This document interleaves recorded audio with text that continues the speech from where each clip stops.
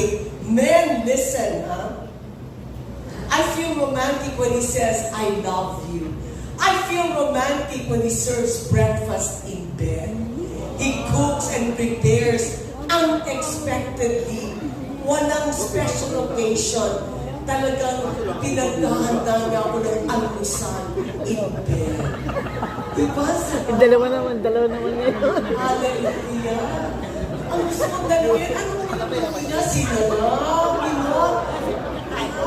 Meron bang tinampal? Dalawa naman ngayon. So, I feel romantic when he surprises me on special occasions. Diba, sarap? Ooh, May yes. birthdays, anniversaries, Birthday eto, ko na. and February 14.